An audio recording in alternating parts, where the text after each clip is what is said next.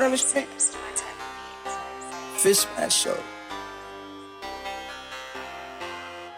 What's the word on the street? Like, who got the beats that be killing the game? Who's up on the screen? Who playing who? What's the score on the sheet? Fiso the Prince got him taking the seat. Got the legends giving us the 411. Fiso Maz from the 031. No hating sports and entertainment when we got it all and we're the only ones. And after all that action, never how we dripping high passion.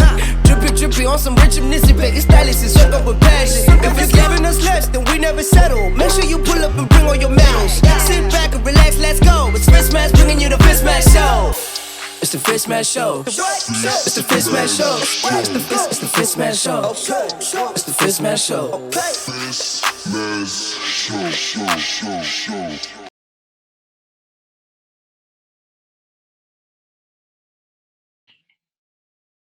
Hello everyone, another really exciting show on the cards today. I'm really looking forward to it. We're going to be chatting all things football and more especially, I want to focus on South African coaches. We've seen South African coaches doing well this season. We've seen in the past, perhaps South African coaches not getting the opportunities that they deserve. And quite often, you know, we've been getting a lot of European coaches that come to South Africa, coaches we've never heard of, but coaches who perhaps have done well in their home countries. And there has been, I guess, a little bit of an overlooking of South African coaches. So I really want to focus on that and I guess the status of the league at the moment, how things have gone. We've seen plenty of surprises. So what I've done is I've roped in two mates of mine who I think know a little bit about football, well, maybe more than a little bit. The guys who have played at the highest level of the game, guys who are coaches today, and who will know a thing or two about the men we will speak about in today's episode. So I would like to introduce them. I want to start with the Stanton Lewis. So we've got Stanton Lewis who will be joining us, and of course Daine Klate as well. So yeah, welcome gentlemen. How are you doing? Morning, Fiso. Good to be back, man. Yeah, I think Daine's on mute. Thank you for inviting me. Oh, there we go. There we go. Inviting us. Let me speak on our behalf. Yeah, please talk sense and don't talk like this guy. Yeah, but guys, I mean, firstly, I mean, Daine, I know you've been coaching and the young ones are keeping you busy. How's that going? No, going very, very well. We started off, it's good to have the little ones back. And obviously I'm working on some project to start a little soccer school of my own down here in PE, because I think there's a lack thereof here. So yeah, that's what I'm focusing on, you know, keeping my eye on the PSL a little bit here and there. But I think my passion lies here, you know, in helping young ones, you know, realize their dreams. You know, if I can get one out of here and achieve, go to Europe, play in the PSL, then I think that's where my passion lies.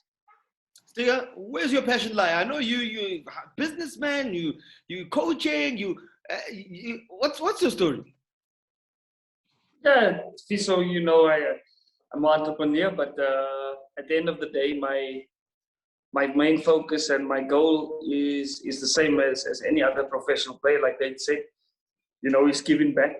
And it's always been a dream of mine to develop some young players that is obviously going to represent us in the future. Yeah, pretty exciting, you know, to hear both of you speaking about development, the importance of it, because both of you come from that development background. And I'm going to start with you, Daine, because you know, your story is quite a unique one. You know, that School of Excellence, you know, was one that produced a lot of top players. You know, I know Kevin Johnson was involved there. There was plenty of coaches that would have influenced you as well. You know, how important is that stage? I know we speak a lot about it, but coming from the both of you, I think it adds a little bit more weight.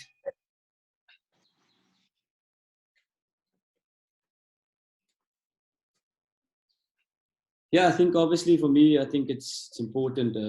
I've went through all the stages, same as Stiga. I think we grew up together, going through development together. You know, I know Stiga was a Chiefs at one stage. You know, they had a sound development. We played against the School of Excellence as well. And obviously, Ajax Cape Town was formed. You know, and that was good for the country. I think it was every kid's dream, mine included, when I was the School of Excellence, to join. To end up at the Kampa, you know, and those are the type of things, you know. I don't think we have that anymore. You know, Sundowns is doing well now. I think Sundowns is really stepping up and they're really getting their structures in order, which is good for the game. You know, there's no fluke why they're there. It's taken a long process for them to be where they are.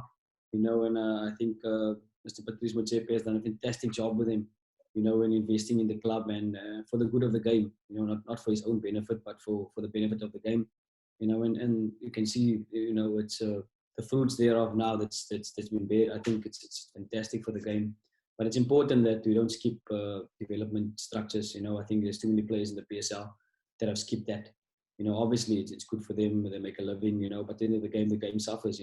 Bafana is where they are at the moment because we've cut corners, and I just believe that if we don't cut corners and we trust the processes of the development, then I think it will argue well for the future. Germany reset themselves in the early 2000s, and you can see 20 years on, it's still benefiting them. So I think we need to press the reset button and start focusing on grassroots football, and then obviously have a plan, 10-year plan, 12-year plan to have a strong Bafana team. Yeah, I mean, you make a great point there with Germany resetting. I remember those struggles. And another country that, was looking like they were heading that way, especially with the influx of foreign players, was a country like England. And all of a sudden you see all these young players from England coming through and they're building a good core.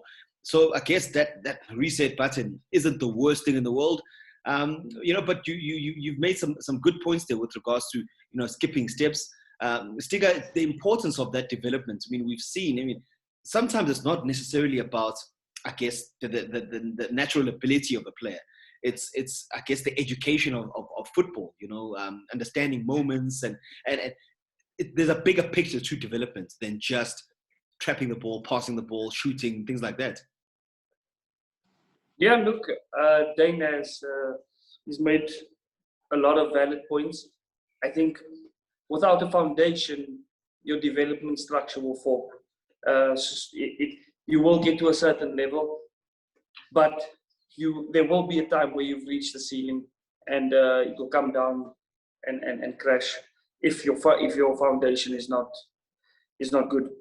I think in South Africa we need to look at the fundamentals of football on and off the field and educate these players that it's not just about talent, because there is so many talented players all over the world.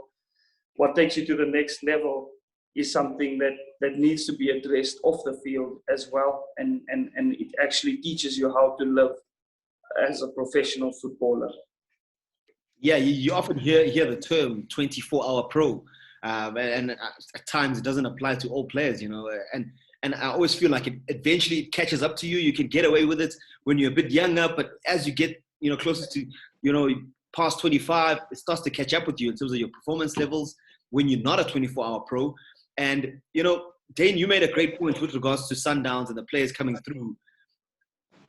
I guess we've seen a lot of talk and I guess development being done in the past, but there hasn't been perhaps opportunity for players to come through.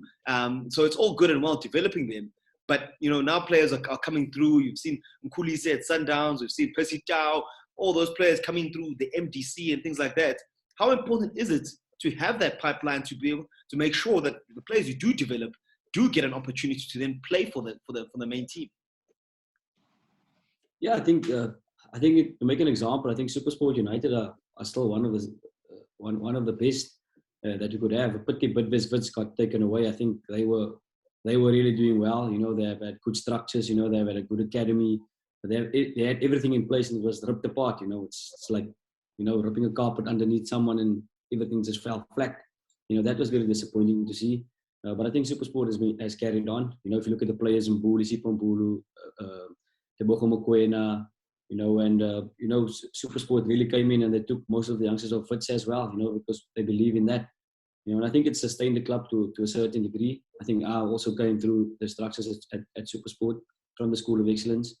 So I think SuperSport has really been exemplary. If we have to make an example, I think they really are still doing it, and they're able to sustain their team and keep their team in the top 8, with players on development here and there. They'll make signings, but in this day and age, and especially with this pandemic, it's very, very difficult for teams to sign marquee players if you're not Sundowns, Chiefs and Pirates with the big sponsors. But SuperSport has really done well. I think Coach Gaetano as well, coming from the academy, it's important for the coaching as well. He came from the setup at SuperSport. He knows those boys from those days that they were there. And you can see the fruits. Yes, maybe they're not competing for the league, but they're there and thereabout. In another year, if they sign a little bit more players, maybe to strengthen it and compete. But you have to also look at what their philosophy is, what their objectives is for the season. You'll find out that their objectives is maybe to be in the top 4. And they're well on their way there. So I think that they tick all the boxes. They will obviously go about things, planning things, and seeing how best they can execute that plan. They don't just go out in the season and just say just go and play, because most of the teams just run day by day. And team at SuperSport United has always been there. I know they've really invested in their development, and hopefully it carries on.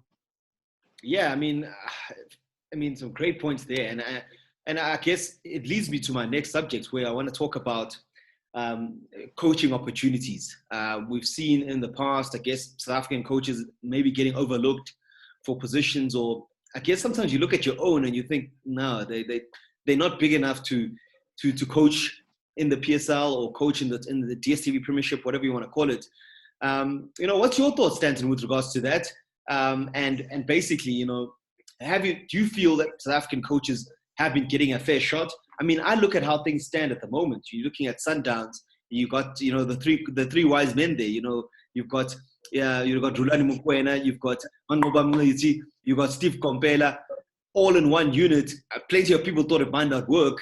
And then you look at Golden Arrows, Mandla Ngigazi, and you look at Amazulu, it's Benny McCarthy. 6 South African coaches, and teams are flying. Yeah, look, I think, Fiso, you made a good point there with the 3 local coaches. Well, 6 local coaches at the top of the log there. It shows that we are capable. It shows that we can be on top, and with the right coach at the right team, with the right boss, allowing you to do your job and playing a certain style of football. That is most important, because you come with, as a coach, I think you come with your own philosophy. You know what you want. You know what kind of a striker or midfielder, defender you want. And if the club is dictating to you, you end up not being the leader, And I think we all know that clubs, sometimes the bosses get involved and they make decisions and overrule decisions that a coach might make. I don't think this is the case in the 3 clubs right now, the 3 top clubs. For me, I'm happy to see that the 3 wise men is working well together. I think they've been, you can't go wrong. How can you go wrong, Fiso, when you have coaches of that caliber? It's bound to go in the right direction. In Benny's case, I mean, what a phenomenal season he's having. He's turned that team around, and I think you must give credit to the players also, and his staff that he selected. The staff. I thought Daine would be part of that staff. I don't know. I think he'll be there next season. Daine, Stigger's putting your CV out there. He wants you to get involved, guy. You got anything to say about that? Look, I've been getting a lot of tweets and a lot of Instagram messages of people saying I'm the only piece of the puzzle missing there, but I don't think so. I think they're doing exceptionally well. Like I said, I would love to work in the development. That's where my passion is at the moment. I think they're doing pretty well. We've had discussions, me and myself, Malik, and Benny, while we were still at Pirates, about coaching together, and we. Exactly what Stanton said now, if you work together, you're always going to achieve more. If you look at the technical team, it ticks all the boxes that is required in the modern game. You have a Belen Mvete, Monique Joseph, they've got presence in the dressing room. Then you have the assistant coach that Benny brought in from Cape Town City that he worked with. I think he's the brains behind everything. He's a tactician, he studies the game. So you got 2 motivators, you have a tactician, and you have Benny McCarthy. You're forgetting one person there in that list. Do you know who that is? No, Mateo. Mr. You know Mateo? Yes. The little mascot Mateo. Yeah. Little mascot. Yeah, I think he's also transferred from Cape Town City. And you can see, the way Amazulu plays the game. That their philosophy is clear. You know, they play with good intensity, they play with good desire, they apply themselves properly. And I mean, beating Cape Town 35-1 must have been fantastic for Benny in Cape Town. I mean, what more? You know, Stanton spoke about how club bosses interfere here and there. You know, and Benny's proving that, you know, once a boss comes in and he gives you carte blanche, you know, to run things. That's why we study coaching. That's why we study to become technical directors. We get our coaching badges, you know, because that's what we're strong in. If anybody's going to go into coaching, then, you know, you are the coach and you're going to make decisions. And we all know that there's a process, but unfortunately in the country, I think process is not really taken into consideration. You know, it's all about instant success. And if you look at the teams that want instant success, the outcomes is exactly the same every season. You know, nothing seems to change. Yeah, it's things don't change, and quite often, especially when you see that high volume of turnaround in terms of coaches, it doesn't really change much. You still see teams, you know, in the relegation struggles, season in, season out, and I guess it's a difficult one, you know, and more especially when you look at international coaches that do come through. They also know the pressure. They want instant success. They're not worried about Osipho Mbule from Soweto, or they're worried about getting the outcome. They're not going to be really looking at that development structure because they know their mandate. They'll feel that pressure on their neck from the people in charge. And I guess it's a bit of a problem with regards to that. And it's very disappointing. But I mean, Amazulu doing wonders. Golden Arrows also, a team you played for, Stanton. You look at Mandla Ncigazi, and you think of a coach who, at Maritzburg United, he was deemed not good enough, perhaps wasn't given the time, or things didn't quite click. And his coaching career could have been very much done at that particular stage. But Golden Arrows gave him an opportunity, and he's flying with it. Yeah, look, I met him at Golden Arrows a few years ago. He was the second assistant. He knows the game. I think clubs are quick to chase results, whereas I think Mandla was good with linking up the youth player to the first team. So he was that connection. And I think they just saw him as that in the past. And he's really proven himself this year. You know, he knows players, he has good players, a bunch of players, he motivates them. And to be that high on the log as Golden Arrows, yeah, we have to take our hats off to Manta. Yeah, it's been fantastic as Mandla Ncigazi, and again, a great story. And I look at those 6 coaches, and for me, one of the things that springs to mind, you'll tell me, Daine, if I'm wrong with this assessment, but I also see 6 coaches there, you know, who are also, they come across as players coaches. I've seen the relationship that Rulani had with, you know, the likes of Percy Tau, Wangani Zungu, how close they were. Mangoba Mngiti, a very honorable man, good principles. Steve Kompela, good communicator. And then you look at Mandla Ncigazi, Stanton alluding to the point there, that a good development coach who was the bridge between, I guess, junior structures and senior football. And then you look at Penny McCarthy, a fighter, a player who will a coach who will back his players to the hill. And, you know, does that play its part, you know, when you have coaches that kind of build those relationships with players? Yeah, you go to the modern game. That's it. That's the philosophy. You know, everybody knows tactics. Everybody can study tactics. You can go online and get all the material you like. At the end of the day, it's about working with human beings. You know, that's the biggest part of football. You know, once the dressing room is happy, the dressing room is buzzing. You look at Amazulu, the videos they're posting about them. It's a happy team. It's a happy camp.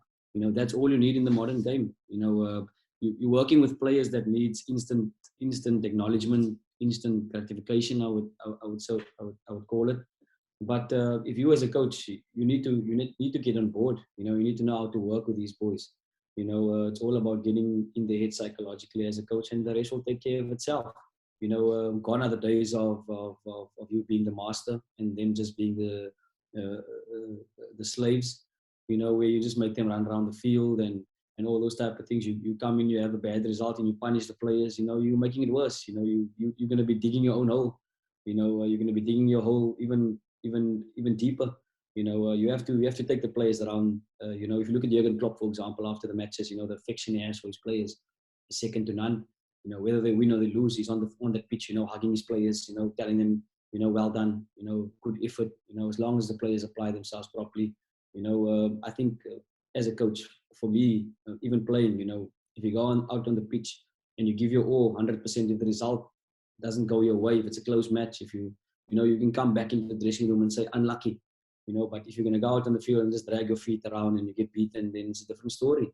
You know, then you're going to have to climb into the players. So it's all about making those players apply themselves properly and getting into their heads mentally.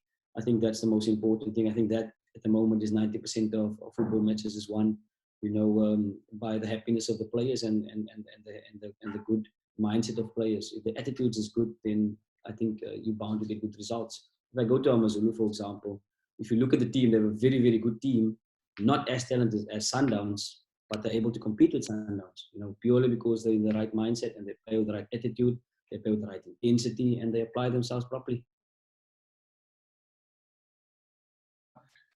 AmaZulu, a fantastic club, doing really well. And, you know, it's good that I guess an owner has come in and he's given Benny not only, you know, some good players to work with, you know, some smart acquisitions, but he's also surrounded him with the staff that he would have wanted.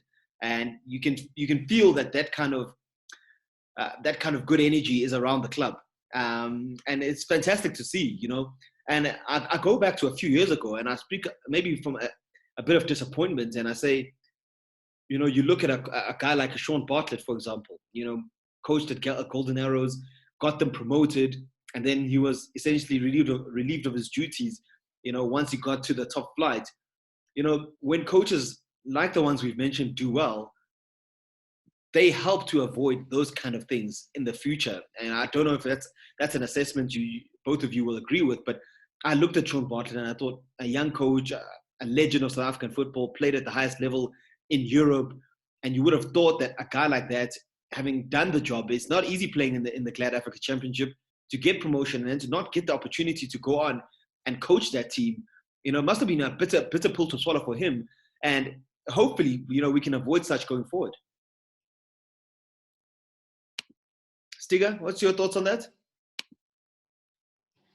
Yeah, look, I find it strange. I don't know where in the world coaches get fired after winning leagues.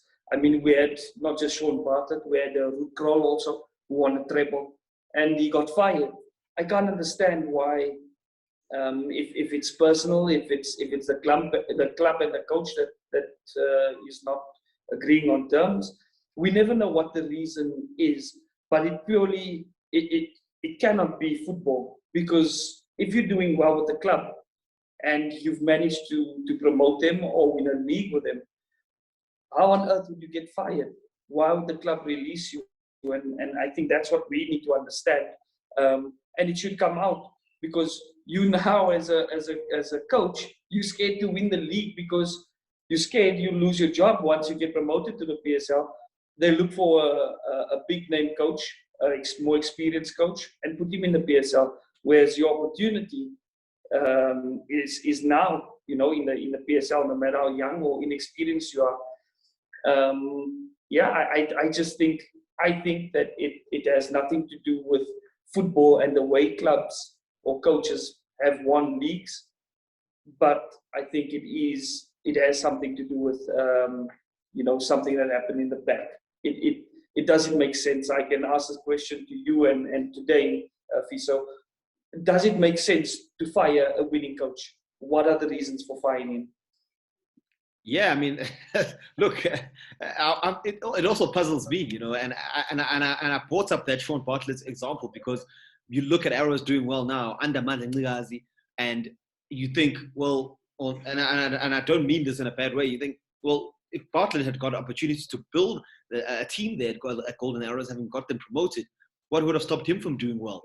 And I know that's a few years ago, and Sean has obviously moved on, but that's just one example. There's plenty of examples of coaches who have got teams promoted. We've seen it even in Europe and England, and it's just a weird thing, you know. It's kind of like, well, what are you expecting to happen, you know? And if you believed in me in the first division, why not believe in me in the top flight? Daine?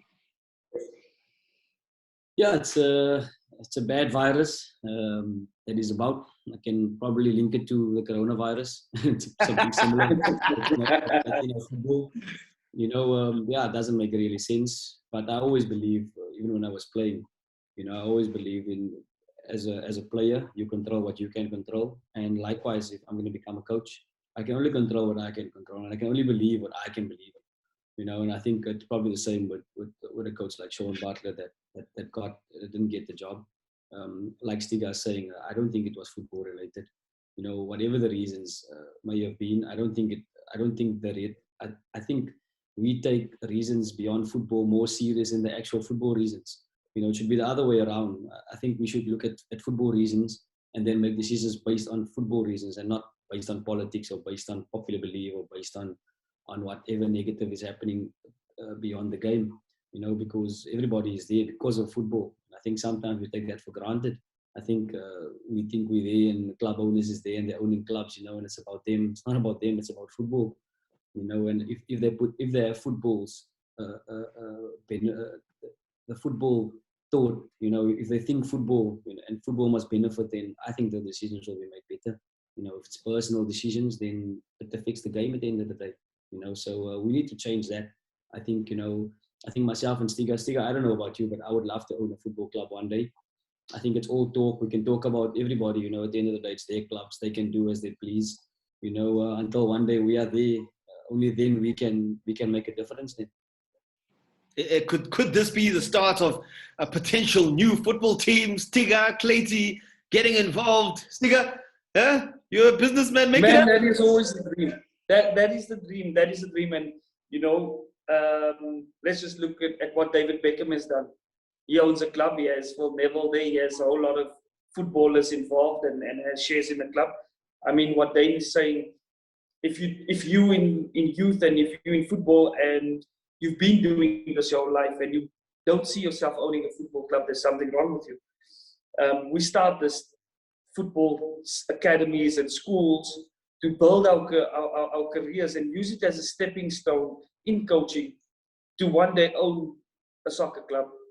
What better way to do it than with a bunch of footballers? I've been saying this for a while, and I think it's a discussion for myself and Daine to have once we're done with this interview. Is say how the status, buying statuses in the PSL. I don't think that's the way to go.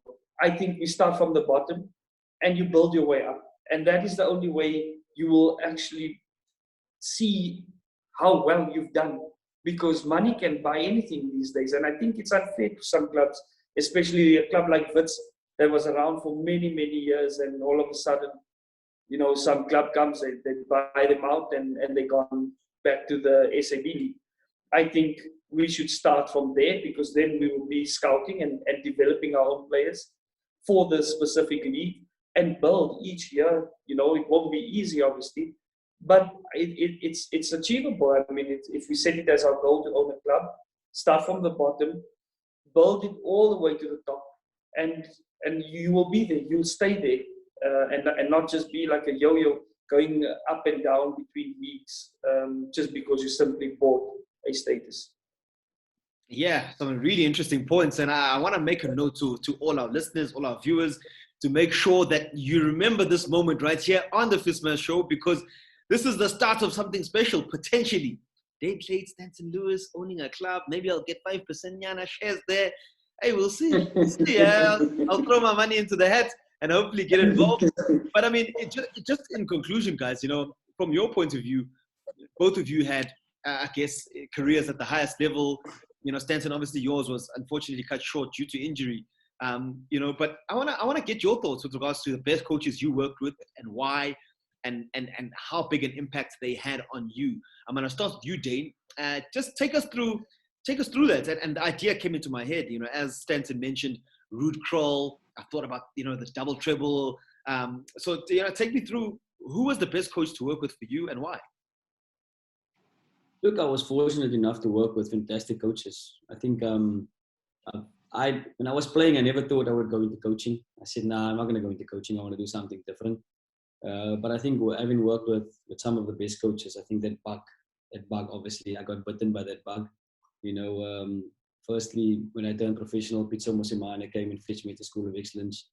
Coach Cornelia Kopo was integral in that part of getting me to Supersport. He tracked my development at the School of Excellence, and eventually I signed with Supersport upon matriculating. So I started working with Coach Fiso Mazibuko in the PSL. Go-getter, very, very hard to please. And I held my own. The values he instilled at a very, very young age. When I got into the PSL myself, Sibunisho Shogaka, Richard Ranchi, when we were there at Supersport, it was difficult for us. It was hard to please, but I think it was fantastic for the beginning of our career to have a mentor like him. He's more than a coach, he's a mentor. He'll teach you about life off the field, he'll teach you about investing in properties. You come with a new car to training, he has a go with you, he stops playing you, and all those type of things, So it made me realize from a young age, what's important, and then obviously Coach Kevin Johnson and Coach Mandla Mazibuko, Coach Sam Bata, my development was sound. I had done with the best coaches, Coach Bobby Williams, right at the beginning. 6 to 13, 7, 8, 9 years old. I used to train 5 times a week instead of twice a week when everybody did. And the weekend, myself and Rio van Heerden would score 5, 6 goals every weekend. People think we were that good. So just because we train 5 times a week instead of the other guys once or twice a week. Coach Ruud Krol, Gavin Hunt. I think I've worked with some of the best coaches, even at Clinton Larson as well. He's a fantastic coach, loved working with him as well. There's too many to mention, but I think the 2 stands out for me is at the beginning of my career. It was Fiso Mazibuko and obviously Gavin Hunt winning 4 league titles with Coach Gavin Hunt. And being coached by a World Cup winner, Ruud Krol, was really something special as well. Yeah, I mean, it's great to hear. With regards to, I guess you still have a sound memory and a very clear memory with regards to your early days, and no doubt a special time. And for you, Stanton, I know there's plenty for you. Foppe Dehan is one that comes to mind in terms of an Ajax team that was very good. Overseas, Who did you work with at Ajax Amsterdam? And for you, who was the most influential of the lot? Yeah, look, I think when we're talking about coaches, we always look at the end product. So we look at the coach that coached you last, or the coach at in the highest level. We have to give credit to all the youth coaches that coached myself and Daine, the likes of Augusto Palacios. He was one of my first coaches in youth football. There was Kopo from Supersport. Kevin Johnson as well. He scouted me and took me to Ajax. Then you move on and you move down the list. I've worked with Gordon Ingerson, Mushine Tugral, Mandla, Manova, Steve Compella. All of these guys had a unique way of coaching. I had Arthur's one at one stage when he just retired, along with Ace Kuze. So I've worked with so many different coaches, and I think for me the best coaching that I've got and someone that I really learned from, and I always read about him. I always go on to Google and check all his videos, is Marco van Basten. Marco van Basten was the coach that signed me along with Danny Blind at Ajax Amsterdam, and I had a close relationship with him. I still do, and for me they played a big role in not just the football on the field, but football off the field, because a lot of our players get lost off the field. And with them being around, they spot a player that is off the field, not focused, but on the field focused, if that makes sense. And to prolong your career, I'm not saying that because of that I got injured, but they can guide you and they can tell you that your lifestyle has to suit the way you are playing football, and it also creates some luck once you behave off the field. So yes, Aaron Winter is another one. I think all the Dutch legends that came there, I really took something away, and I'm instilling it into my youth program up in Joburg.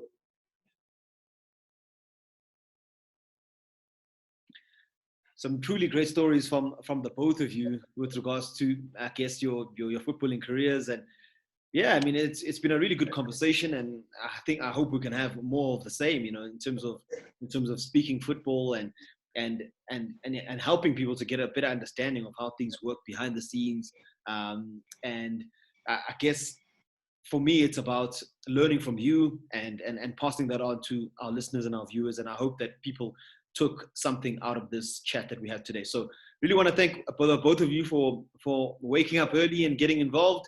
Stiga, yeah, good to see you. I'll see you soon. Good to see you. Thank you for having me, Fiso. Daine, I know you Awesome, work. I know Daine's working on his cricket. Soon. We'll do together. Daine's working on his cricket right now. So yeah, I'm gonna leave him. I think the season's finished now. That's it. Cricket, yes. I'm on extra cover next time, man. Yeah, no, don't worry, we got you. All right, thank you very much, gentlemen. Enjoy the rest of your day, and yeah, we'll speak again soon. You too. Thanks, Yes. Steve. Cool. Cheers. Let's take a chat.